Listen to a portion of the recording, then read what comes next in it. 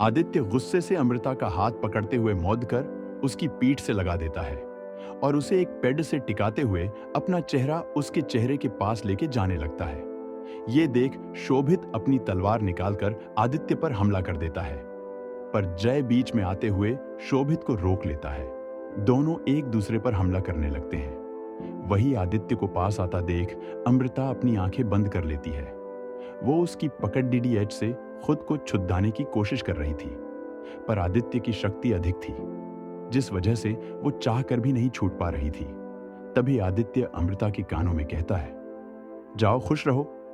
ये सुनते ही अमृता हैरानी से आंखें खोलती है तो उसे आदित्य का चेहरा नजर आता है। उसे आदित्य की आंखों में एक अलग सा दर्द नजर आ रहा था। वो आदित्य के कहने का मतलब नहीं समझ पा रही थी। तभी वो उसे छोड़ डेच कर पीछे होते हुए कहता है, अभी आपके पास मेरे खिलाफ कोई प्रमाण नहीं है।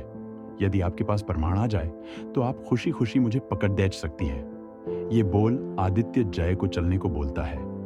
जय भी शोभित को अपनी तलवार से धक्का देते हुए आदित्य के पास चला जाता है। तभी शोभित गुस्से से उन दोनों को रोकने के लिए जाने लगता है, पर अमृता उसे रोक देती है। ये देख शोभित अमृता को देखते हुए कहता है, पर अमृता, उसने तुम्हारा अपमान किया है। ये सुन अमृता ना में सर हिलाते हुए कहती है, अवश्य ही आज उसके साथ कुछ बुरा घटित हुआ है, तभी वो गुस्से में था, नहीं तो वो बहुत ही शांत स्वभाव का है। तुमने देखा नहीं, जब वो आया था तो उसके शरीर पर बहुत से जख्म थे। अवश्य ही उसके इस रवैये के पीछे उससे ही जुड़ी कोई घटना है। ये सुन शोभित भी सोच में पड़ जाता है। जादुई जानवरों का जंगल, शाम का वक्त आदित्य उसी झरने के पास में अपनी उस पत्थर की तलवार से अभ्यास कर रहा था। तभी वो अपनी तलवार को भूमि में गाड़ते हुए एक कपड़े से पसीना साफ करते हुए पानी पीने लगता है। वो पानी पी ही रहा था कि वही पेड़ों से उछलता कूदता हुआ एक लड्डचका सीधा आदित्य के पीछे आ खड़ा होता है। आदित्य जैसे ही पीछे मुड़कर देखता है तो उसे वहां जय खड़ा दिखाई देता है। वो आदित्य के पास जाते हुए कहता है, 1000 चक्कर लगा चुका हूं पूरी घाटी का, और तुम अभी भी उस तलवार के साथ खेल रहे हो। क्या वो इतनी भारी है? जरा मैं भी तो देखूं। ये बोल वो उस तलवार की ओर बढ़ जाता है। आदित्य जय को देख मुस्कुरा रहा था। वो जानता था कि शोभित कितना भी शक्तिशाली क्यों ना हो, पर जब तक उसकी तलवार नहीं चाहेगी वो उसे नहीं उठा पाएगा। जय तलवार के सामने ही खड़ा था। वो जैसे ही उसे पकड़कर एक हाथ से उठाने लगता है, वो तलवार वहीं की वहीं रह जाती है, पर जय का हाथ उस तलवार से फिसलकर छूट जाता है। ये देख जय मुस्कुराते हुए आदित्य को देख कहता है, होगा होगा भाई, मैं तो बस थोड़ा सा खुद को तैयार कर रहा था, अब देखो मेरा कमाल। ये बोलकर जय इस बार दोनों हाथों से उस तलवार को पकड़ता है और पूरी ताकत लगाते हुए उस तलवार को ऊपर की ओर उठाने लगता है। जय के लाख प्रयासों के बाद भी वो तलवार टस से मस नहीं होती है।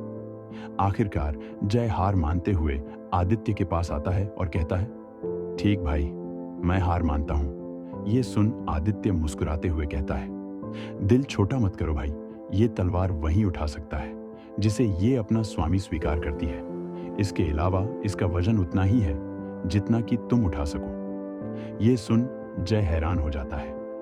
तभी आदित्य उसे अपने पिछले जन्म और इस जन्म के बारे में बताता है। ये सुन जय को यकीन नहीं होता है। वो हैरानी से आदित्य को देखते हुए कहता है, इसका मतलब तुम ही हो उचिहा राज्य के उत्तराधिकारी, आदित्य आर्य। मुझे पहले ही समझ जाना चाहिए था। तुम जिस दिन मुझे मिले थे उस दिन ही उचिहा राज्य पर हमला हुआ था। तुम्हारे कपड़े भी किसी राजघराने के लग रहे थे, और तो और तुम्हारा नाम भी आदित्य था। मैं ही मूर्ख था जो समझ नहीं पाया। पर भाई, आज तक ये सच्चाई छुपा कर रखी थी, तो आज इसे उजागर करने की क्या जरूरत थी। मुझे राजकुमार या राजा आदित्य नहीं चाहिए, मुझे मेरा भाई युग चाहिए। ये सुन आदित्य जय के कंधे पर हाथ रखते हुए कहता है, भाई मानता है ना, तो क्या अपने भाई के माता पिता की हत्या का बदला लेने में मेरी सहायता नहीं करेगा? ये सुन जय मुस्कुराते हुए कहता है, भाई, मैंने कभी तुम्हारे लिए कोई भी कार्य करने से पहले वजह तक नहीं पूछी है, और आज तो तुम्हें कार्य की जगह वजह ही बताई है।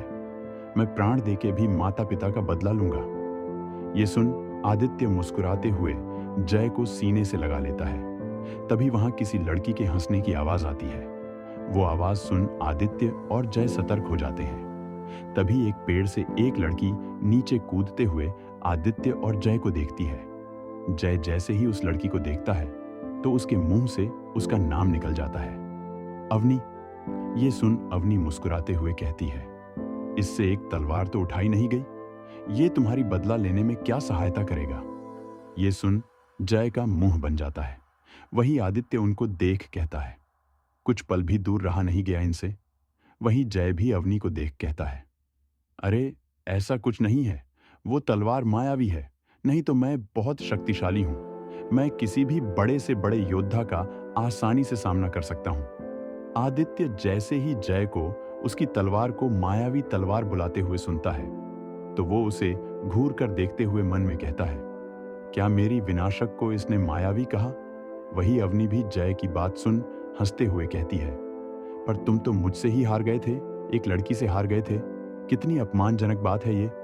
ये सुन जय जल्दी से कहता है, अरे वो तो मेरा ध्यान तुम। ये बोलते हुए वो रुक जाता है। अवनी जैसे ही ये सुनती है वो मुस्कुराते हुए कहती है, मैं क्या। जय कोई जवाब देता उससे पहले ही आदित्य अवनी को देखते हुए कहता है, उसका ध्यान तुम्हारे शरीर को निहारने पर था, है ना जय भाई। ये सुन जय जल्दी से ना में सर हिलाते हुए आदित्य को घूरकर अवनी से कहता है, नहीं अवनी, ये तो बस मजाक कर रहा है, ये बहुत मजाकिया है, तुम इसकी बात पर ध्यान मत दो। तुम ये बताओ तुम यहां कैसे। ये सुन अवनी उदास होते हुए कहती है, मैं अपने कबीले से भागी हुई हूं, यदि उन्होंने मुझे पकड़ लिया तो अपने साथ वापस ले जाएंगे। असल में मेरे अंदर एक शक्ति है जो उनको किसी भी कीमत पर चाहिए, इसलिए मैं उनसे जान बचाकर भागी फिर रही हूं। मुकाबले में तुम दोनों की शक्ति देख मुझे लगा कि तुम दोनों शायद मुझे उनसे बचा सकते हो। ये सुन जय मुस्कुराते हुए अवनी के पास जाके उसके कंधे पर हाथ रखकर कहता है, चिंता मत करो, तुम यहां सुरक्षित हो। तभी आदित्य अपनी तलवार जमीन से उठाकर पीठ पर रखते हुए कहता है, दम 50 का कोई कबीला भी है, ये मुझे आज पता चला। ये सुन अवनी हैरान हो जाती है।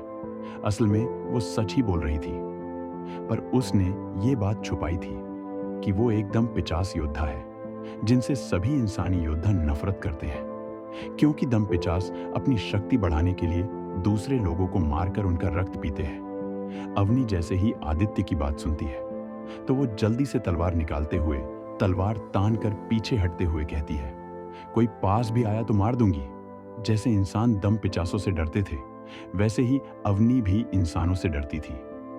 जय धीरे धीरे आगे बढ़ते हुए अवनी को रोक रहा था। तभी आदित्य अवनी को देख कहता है, तुम चिंता मत करो, यदि तुमसे हमें कोई खतरा होता तो तुम कब की मारी जा चुकी होती। जय भी आदित्य की बातों से सहमत होते हुए कहता है, हाँ अवनी, मुझे पहली नजर में ही पता चल गया था कि तुम कौन हो, लेकिन तुम्हारे अंदर नकारात्मक ऊर्जा बिल्कुल खत्म ही हो चुकी है। तुम किस जाति से हो ये मेरे लिए महत्व नहीं रखता, हम दोनों भाई इसी जंगल में अकेले बड़े हुए हैं। हमने छोटी उम्र में ही सीख लिया था कि खून, खानदान, जाति सब व्यर्थ की बातें हैं। इसलिए तुम इस बात की चिंता मत करो कि तुम्हारे दम 50 होने से हम तुम्हें गुनहगार समझ लेंगे। ये सुनकर अवनी को उन पर विश्वास हो जाता है और वो धीरे धीरे अपनी तलवार नीचे कर देती है। क्या होगा अब आगे, क्या आदित्य अब लेगा अपनी माता पिता की मृत्यु का प्रतिशोध, और क्या सच में अवनी बाकी दम 50 से अलग है? जानने के लिए बने रहे हमारे साथ।